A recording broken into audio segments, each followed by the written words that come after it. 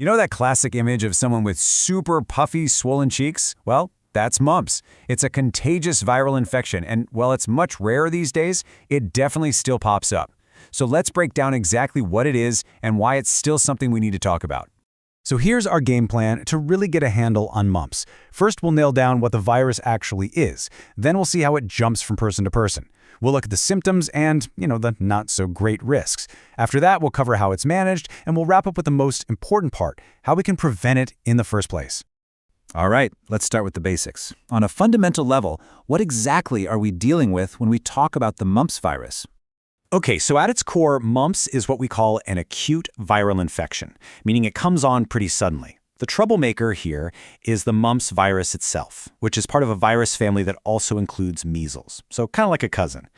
But mumps' signature move, the thing it's famous for, is causing this really painful swelling in our salivary glands, especially those big parotid glands located right below and in front of your ears. So we know what it is, but how does this virus get around? Let's trace its journey, starting with how it passes between people and then what it does once it gets inside a new host. Mumps is super contagious, and it spreads in ways we're all pretty familiar with. It travels through tiny respiratory droplets that fly out when someone who's infected coughs or sneezes.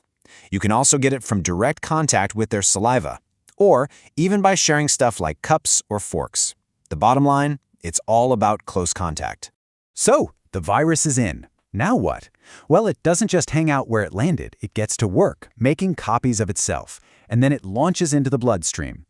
This is a really critical step in any viral infection, and it has a name, viremia. Think of it as virus in the blood. This is how mumps goes from being just a local problem to a systemic one, giving it a highway to pretty much anywhere in the body. This map here lays out the whole journey. It gets in through the nose and throat, sets up a little factory in the nearby lymph nodes to multiply, and then, boom, it hits the bloodstream. From there, it can travel to its favorite destinations. Not just those salivary glands, but also places like the pancreas, the central nervous system, and for males past puberty, the testes. And that brings us to the effects. What does a mumps infection actually look and feel like? And maybe more importantly, what are the serious risks we need to be watching out for? The illness usually doesn't start with those puffy cheeks. It's a bit sneakier than that. First, you get these general flu-like symptoms. You know the drill. Fever, headache, muscle aches, just feeling wiped out. Then, a day or two later, the classic mumps symptoms show up, that telltale painful swelling of the parotid glands, which makes chewing and swallowing a real pain.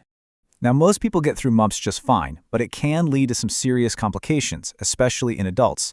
The most well-known is orchitis, a really painful inflammation of the testes in males, but it can also cause meningitis, which is inflammation around the brain and spinal cord, pancreatitis, and in some really rare cases, even permanent hearing loss. It's a huge reminder that this is way more than just a simple childhood illness. Okay, so if you get mumps, what can you do? Well, since it's a virus, antibiotics won't work, and there's no specific cure. So the whole game plan shifts to supportive care. It's all about helping the body fight it off and making the person as comfortable as possible while it runs its course. The management approach is pretty straightforward, really. For the pain and swelling in the cheeks, simple pain relievers and maybe a warm or cold compress can do wonders. For the fever and that run-down feeling, the best medicine is just good old-fashioned rest and drinking plenty of fluids.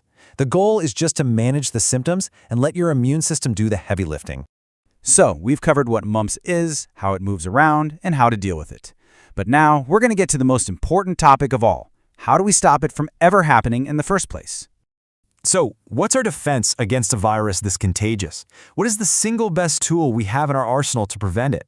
The answer is simple, powerful, and incredibly effective: the vaccine. Specifically, the MMR vaccine. This vaccine has been an absolute game changer in public health, drastically cutting down on mumps cases all over the world. The MMR vaccine is just a fantastic piece of medical science. It's what we call a combination vaccine, which means with one shot you get protection against 3 different diseases: measles, mumps, and rubella. And getting the full 2-dose series gives you really strong, long-lasting immunity. And that pretty much brings us to the end. The main takeaway here is pretty amazing when you think about it. A single, safe vaccine can stop 3 different, potentially serious diseases in their tracks. It's just a powerful testament to our ability to protect ourselves and our entire community. It really makes you appreciate the incredible impact of modern medicine. Thanks for joining me for this explainer.